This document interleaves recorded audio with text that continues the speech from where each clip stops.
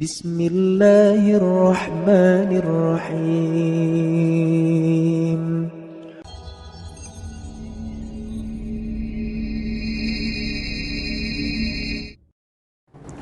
Ciri orang sombong cuma dua kata Nabi ya. Hati-hati kalau anda, maaf ya sebelumnya, merasa hadir dalam diri kita satu di antara dua sifat ini, maka kita sedang terjangkiti penyakit sombong ya. Nanti kita belajar sebabnya apa dan bagaimana cara bisa mengobatinya ya. Satu kata Nabi ini, batarul haqqi, menolak kebenaran, menolak sesuatu yang sudah jelas benarnya ya. Di pertemuan lalu sudah saya jelaskan ya, ada dua jenis kata benar ya. Satu disebut dengan as-sidqu,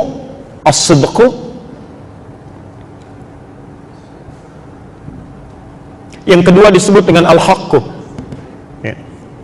Kalau sidqun itu artinya kebenaran yang masih diragukan sementara orang ya. Memang benar tapi barangkali karena buktinya belum jelas sementara orang masih ragu ya. Contoh begini, Nabi SAW satu kali diangkat ke langit menunaikan peristiwa Mi'raj ya. Bahkan Isra dan Mi'raj dari Masjidil Haram ke Masjidil Aqsa, naik ke langit cuma satu malam. Kemudian disampaikan informasinya, kata Nabi, saya baru naik ke langit tadi malam ya. Di Masjidil Haram ke Masjidil Aqsa, naik ke langit tadi malam, balik lagi ke Mekah ya. Saat belum ada Apollo, tidak ada kendaraan seperti saat ini, ada seseorang mengatakan saya pergi ke Masjidil Aqsa, ke langit cuma semalam. Kalau Bapak Ibu hadir dalam peristiwa itu, kira-kira percaya nggak? Wah, okay. Umumnya orang tidak percaya ya, karena buktinya belum jelas ya, Tapi kalau Anda percaya misalnya pada sesuatu yang walaupun diragukan, Anda percaya misal itu disebut dengan shadiq ya, orang ini disebut shadiq ya. Lalu Anda benarkan walaupun ada sedikit ketidakyakinannya, tapi Anda benarkan, itu shadiq namanya. Tapi kalau Anda yakin seyakin-yakinnya, bahkan mengabaikan segala faktor yang diucapkan orang itu, saya yakin betul ya. Ada seseorang dijemput oleh Abu Jahal, dikisahkan, namanya Abu Quhafah ya. Dikisahkan ini ada sesuatu yang terjadi katanya ya. Apa itu? Ikut saja, ikut ya. Begitu didekatkan pada Nabi Muhammad, dengar ini ada pernyataan Muhammad SAW ya. Disebutkan oleh Nabi apa yang terjadi. Saya barusan tadi malam pergi dari Masjidil Haram ke Masjidil Aqsa, diperjalankan naik ke langit kata Nabi, turun lagi ke sini ya. Kata orang ini, jangankan beliau mengatakan demikian, kalaupun Muhammad mengatakan sekarang di balik bukit ada musuh akan menyerang kita saat ini dan tidak terbukti benar ada musuh, saya tetap akan percaya dia, saya tetap akan percaya ya. Orang ini namanya Abu Bakar, Abu Quhafah. Nah, orang-orang yang yakin pada sesuatu walaupun dia tidak melihat buktinya sama sekali, itu disebut dengan siddiq namanya, siddiq.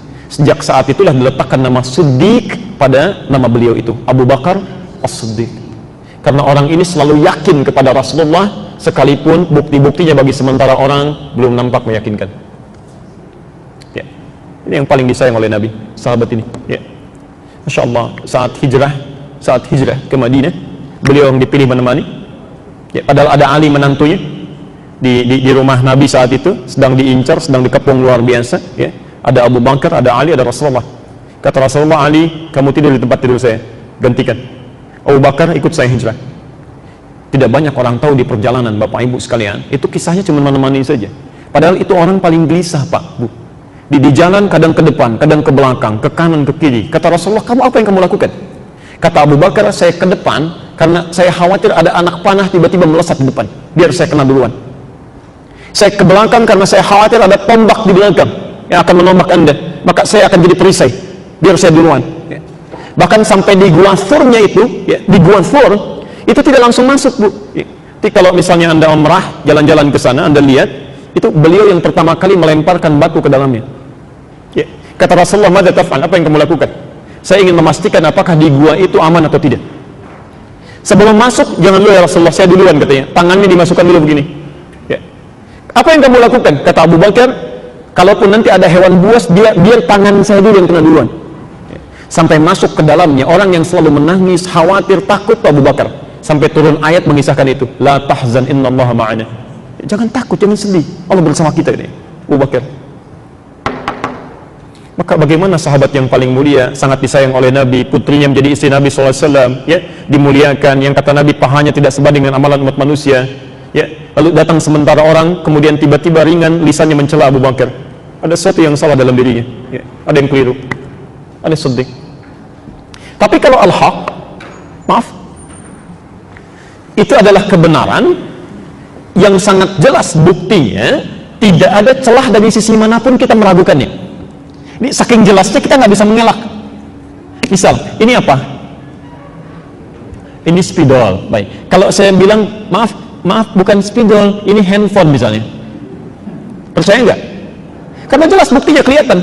Ya. Nah, kalau ada orang-orang yang mengingkari sesuatu yang sudah jelas benarnya, kemudian diingkari juga, ada yang salah dalam dirinya, itu orang sombong. Ya. Misal, maaf, kita bicara tentang maksiat dulu misalnya. Bohong itu ya, dusta, dosa enggak?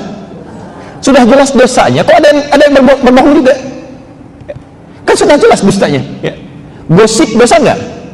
Sudah tahu dosa, kok menikmati juga? Ya.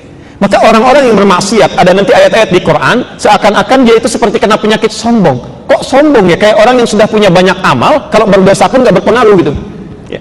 Nanti ada di Quran orang-orang yang seakan-akan merasa banyak amalnya, nggak apa-apa, kalaupun masuk neraka paling sebentar. Quran surah kedua Al-Baqarah ayat 80. Posisi paling kiri sebelah ke atas. Wa qalu lan tamassana an-naru illa ayyaman ma'dudah. Sementara orang-orang Yahudi berkata, mereka berkata, nggak apa-apa masuk neraka juga. Kami ini kan kekasih Tuhan. Allah sayang dengan kami. Kalaupun masuk neraka disiksa paling sebentar aja, sebentar. Ya. Bahkan ada yang menghitung, Pak, dihitung-hitung sama dia. Ya paling sehari, 2 hari, 3 hari, gitu ya. Itu ada di Ali Imran ayat ke-24. Ya. Quran surah 3 ayat 24. Posisi paling kanan sebelah atas. Ya. Dzalika bi annahum qalu lan tamassana an-naru illa ayyaman ma'dudat. Alifnya panjang. Ya. Yang di Al-Baqarah tidak ada alifnya, ma'dudah. Jadi dia masih membayangkan paling sebentar, tapi ketika ditanya dia nggak tahu kapan sebentarnya. Ya. Tapi kalau yang di Ali Imran, kenapa alifnya panjang? Kalau alifnya panjang ma'dudat, itu tandanya orangnya sudah menghitung. Ya, 1, 2, 3, dia.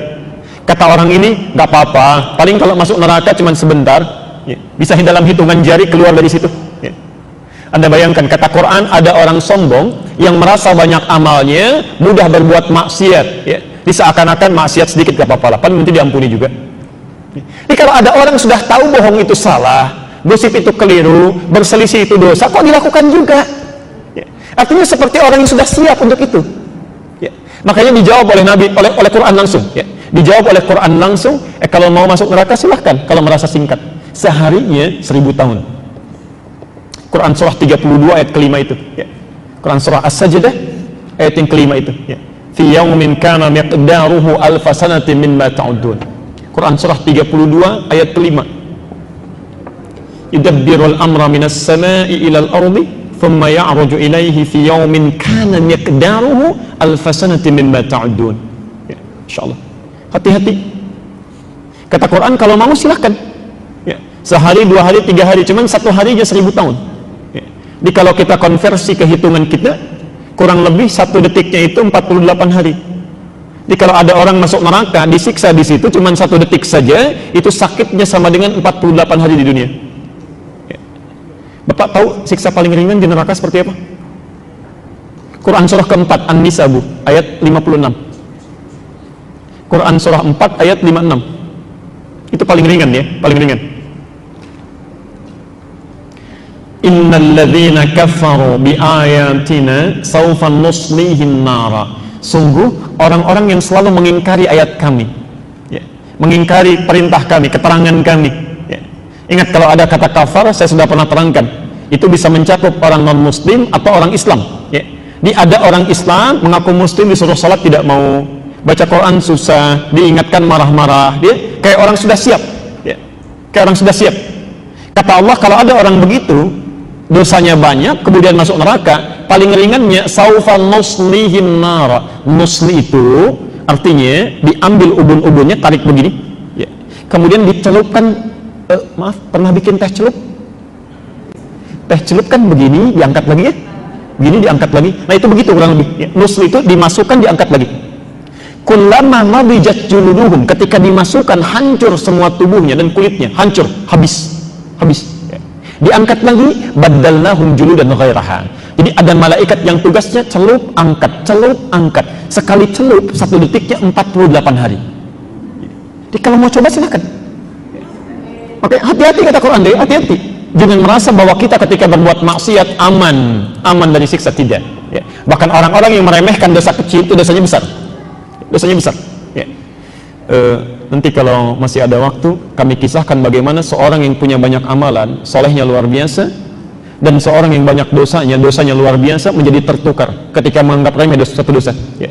Ternyata yang soleh wafat dalam keadaan sedang bermaksiat, yang dosa wafat dalam keadaan sedang bersujud kepada Allah Subhanahu wa ta'ala. Dan itu adik kakak, Bu. Adik kakak ya. Nanti di akhir kalau masih ada waktu kita terangkan karena bahasan kita masih jauh ya. Nah, jadi mohon maaf kalau ada di antara yang mengaku muslim ya, kita bicara orang Islam saja ya. Kalau non muslim kita doakan supaya mendapat hidayah. Tapi kalau ada orang Islam masih senang berbuat maksiat padahal sudah jelas salahnya ya. Setelah ke penjara, di sidang baru pakai jilbab gitu kan, baru pakai peci gitu. Anak kemana aja ya, jadi yang disalahkan pecinya, disalahkan jilbab itu dosa itu. Hati-hati ya. Wah, yang sudah tahu salat itu benar, banyak pahalanya, ditinggalkan juga, itu batarul haq ya. Wa ghamtun nas, atau dalam hidupnya merasa hebat, merasa tinggi dan merendahkan orang lain ya, merendahkan orang lain. Hati-hati, itu sifat sombong.